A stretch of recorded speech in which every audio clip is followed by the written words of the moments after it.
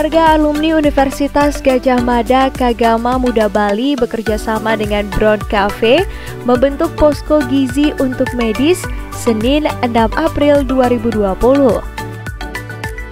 Perwakilan Kagama Muda Bali Inyoman Adikarya Nugraha mengatakan, gerakan ini merespon kebutuhan petugas medis sebagai garda terdepan menangani COVID-19. Saat ini, selain kelangkaan alat pelindung diri atau APD, perlu memperkuat daya tahan tubuh para petugas medis. Di sisi lain, gerakan gizi untuk medis ini memiliki makna khusus bagi Nugraha.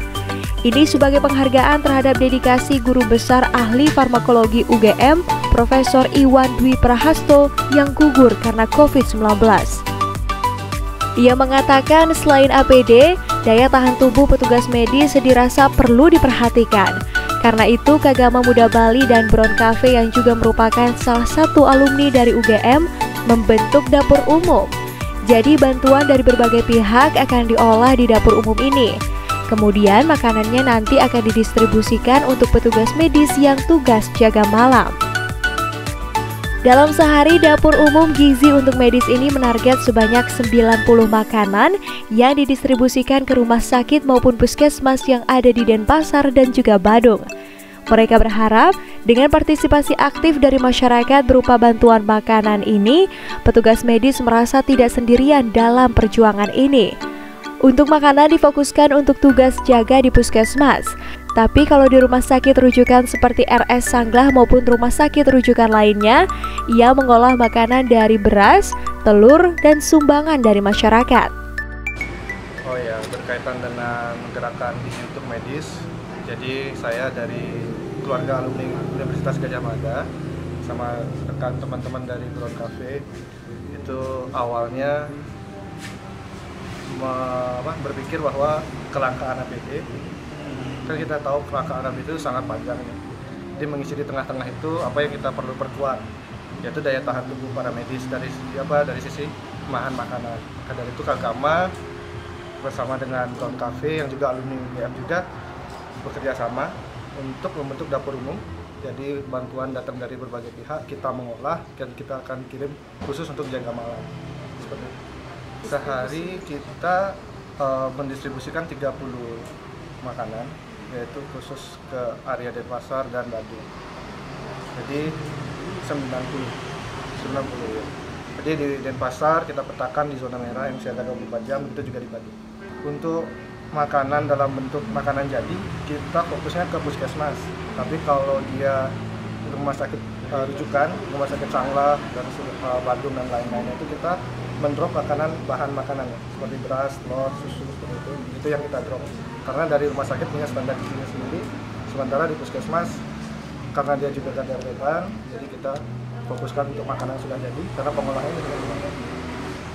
Ya, harapannya teman-teman yang ada di garda terdepan di puskesmas, di rumah sakit, dengan partisipasi dari masyarakat yang begitu masif untuk memenuhi daya tahan tubuh mereka menganggap diri mereka tidak berjuang sendirian. Jadi kita berusaha memenuhi apa yang mereka bisa, yang harus dipenuhi dari makanan, APD, dan lain-lainnya. Pasti banyak sektor yang perlu kita benahi dan kita perlu support. Sementara itu, Ketut Gede Yoga Pustaka selaku owner Brown Cafe menambahkan, dapur ini akan buka selama pandemi COVID-19. Masyarakat yang sekiranya ingin membantu gerakan ini dapat berdonasi dengan cara menyumbangkan secara langsung bahan makanan ataupun berdonasi berupa dana uang.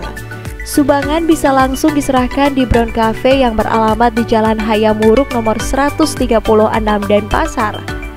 Saat ini dirinya sudah menerima donasi berupa beras, susu, sayur-sayuran, dan lain-lain. Ada juga yang dalam bentuk dana uang. Ini setiap hari selama pandemi ini, makanya kita membuka donasi untuk semua kalangan masyarakat yang sekiranya ingin membantu gerakan ini agar bisa berkelanjutan, karena ini menyangkut biar bisa berkelanjutan, jadi ya harus ada donasi dan segala macam. Donasinya bisa datang langsung ke Brown bawa bahan makanan, habis itu juga bisa melalui rekening, ditransfer melalui rekening dalam bentuk dana.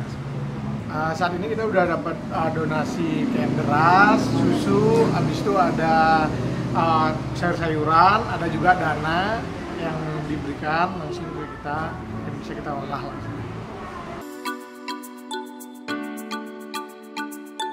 Yuk subscribe akun resmi YouTube Nusa Bali. Jangan lupa like, tinggalkan komentar, share link, dan aktifkan tanda loncengnya. Dapatkan informasi terkini seputar Pulau Dewata hanya di Nusa Bali TV.